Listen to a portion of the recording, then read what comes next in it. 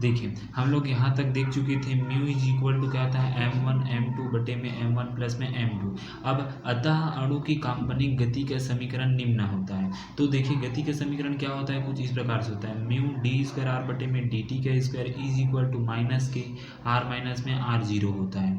ठीक, अब देखिए इस म्यू को हम लोग इस तरफ पक्ष अंदर कर देंगे तो बटे में चला जाएगा, तो यहाँ पर देखिए डी स्क्वायर आर बटे में डी टी का square is equal to minus के अपान में म्यू हो जाएगा, आर माइनस में आर जीरो होगा। ठीक, अब उसके बाद देखिए यहाँ पर देखिए हाँ इसको ये माइनस है इस तरफ आ जाएगा तो क्या जाएगा प्लस हो जाएगा, तो डी स्क्वायर आर बटे में डी टी का स्क्वायर प्लस में के अपान में म्यू आर माइनस में R zero is equal to zero होता है।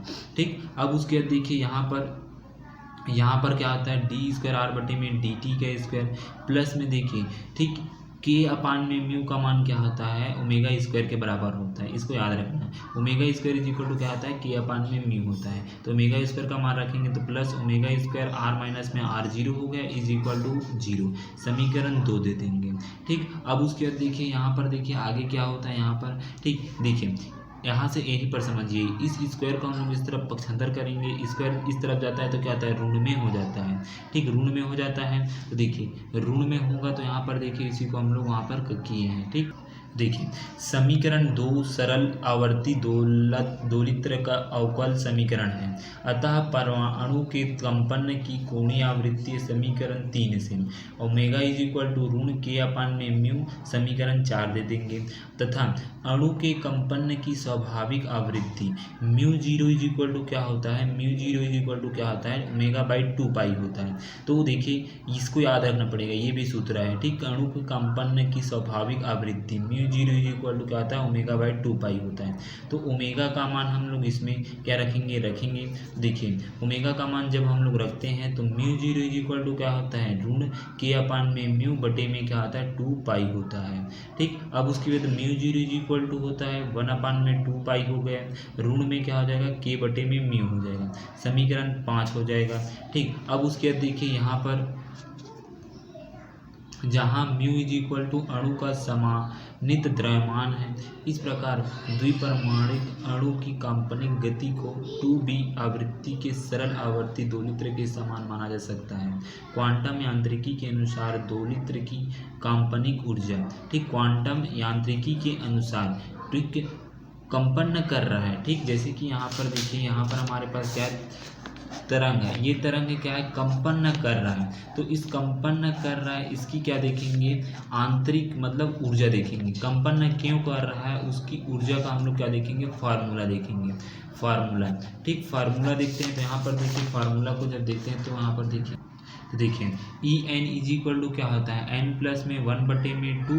ठीक, और यहाँ पर एच म्यू जीरो होता है, समीकरण 6 हो जाएगा। ठीक, इसको क्या बोला जाता है क्वांटम कंपन की ऊर्जा का समीकरण बोला जाता है। क्या कहा जाता है ऊर्जा का समीकरण होता है। तो समीकरण 6 में n is equal to 0 1 2 3 this होता है।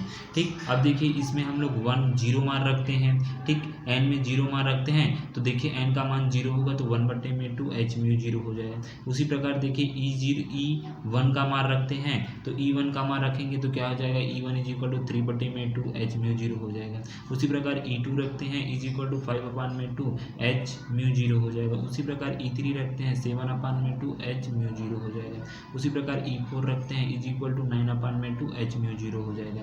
ठीक, देखिए इस प्रकार अणु के काल्पनिक ऊर्जा विविक्त होता है तथा किन्हीं भी दो समान दो क्रमागत ऊर्जा अवस्थाओं के बीच 1 बटे में 2 h म्यू 0 का अंतराल होता है, अर्थात अणु के काल्पनिक ऊर्जा स्तर समदूरस्थ होता है। अतः जो ऊर्जा का जो अर्थात अणु के जो काल्पनिक ऊर्जा स्तर है वो समदूरस्थ होता है।